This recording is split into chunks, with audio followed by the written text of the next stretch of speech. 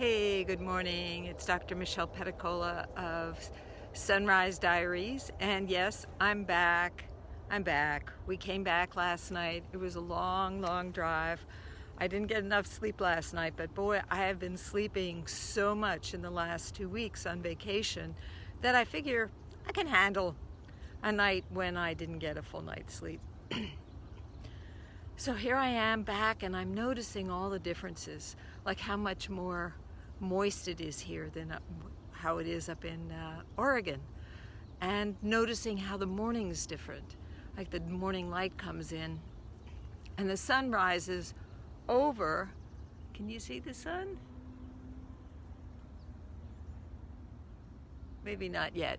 Like around 7:30, but in La Pine it doesn't come up until like almost 10.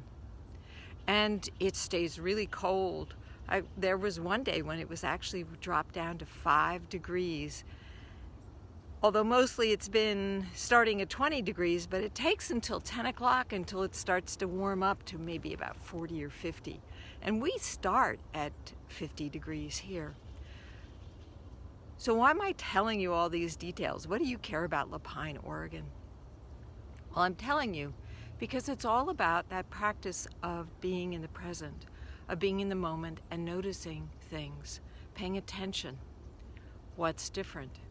What's the same? Every day there's something different.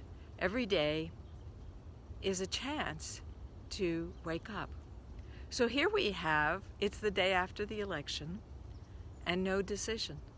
Now my astrologer readings have all said exactly that we will have no clarity as of yesterday or today.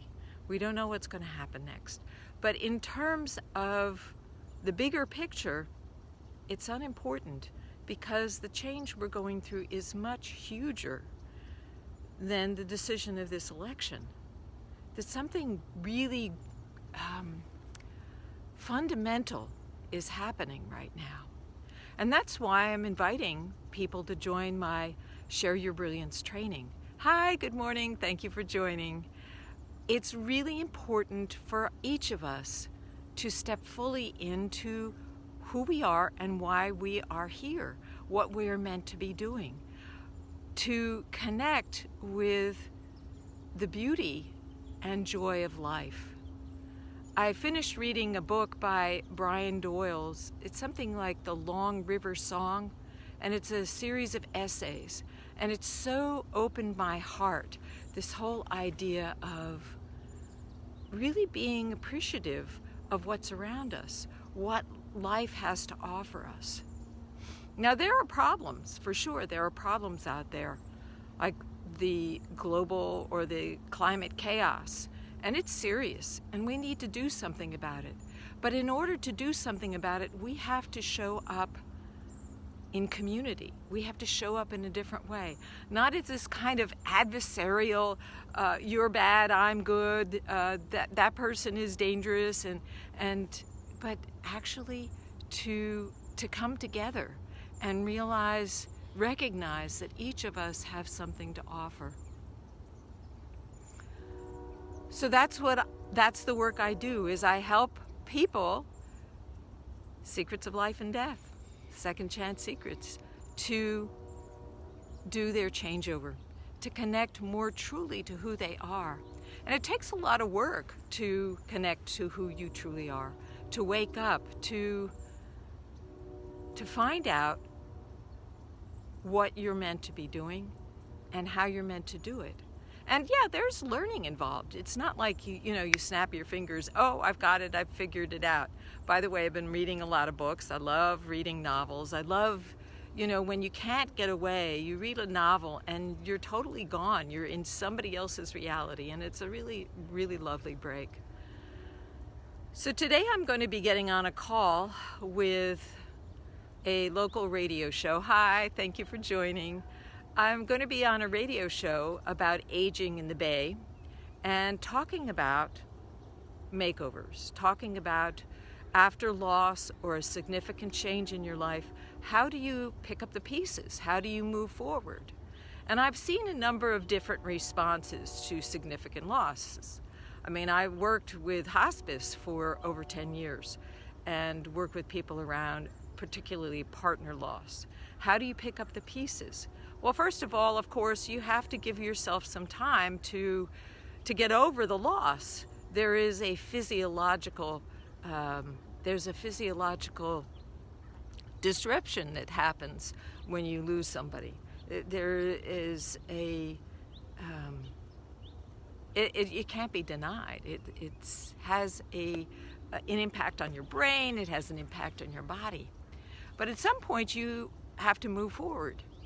Now, some people choose to move backwards by going back into the past and recreating their lives as, oh, now I'm a widow or widower. And that becomes the defining reality of who they are, which I personally believe is limiting. When my husband left me, my first husband years ago, I recreated myself. I didn't have a plan or a map. I just started to find out who I was without him. And that's part of the journey of makeover, a second chance, is to find out who it is, who you are, without that other person.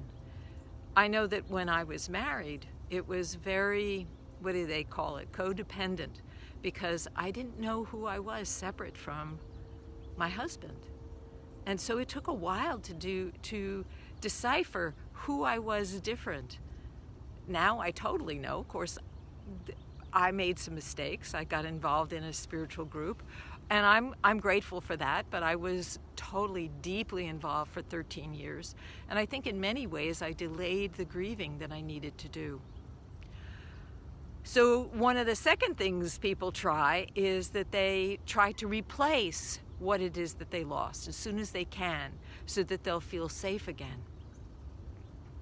And a very few decide that they're going to take this as an opportunity to change their lives, to see what it is that they are supposed to learn from the life change.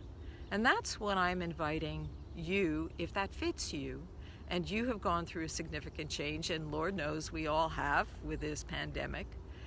How are you going to utilize this as information, as a nudge from your higher self, your brilliance, your spirit, higher mind, the source that's giving you a nudge that, hey, maybe you need to change some things?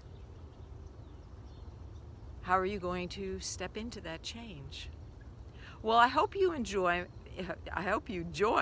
my Facebook group, Share Your Brilliance Trainings, because it's all about learning how to show up for yourself. And then in showing up for yourself, you get to show up for the world. You get to show up for everything else. Oh my gosh, look at the turkeys. I guess it's getting close to Thanksgiving. Anyway, I promised that I would be on Facebook Live this morning. I will endeavor to do this again every day, but I do encourage you to join the group, Share Your Brilliance Trainings, where I'm going to be doing some special training. And also there is a post there about a webinar that's coming up, and I'm going to be doing a day of face readings. So you can find out all about that in my Facebook Live, my Facebook group, Live Your Brilliance, Share Your Brilliance Trainings. This is all I've got for today. I have a super busy day today. I was hoping to have a day of transition, but I gave it to my husband so that he had one more day to get everything done that he needed to get done. And we got home super late, and it's like a blink of an eye. It's like this transporter in Star Trek. It's like, oh my gosh, look at my face is so red from the sun. Anyway, have a glorious day and enjoy the fall weather and be brilliant. Bye for now.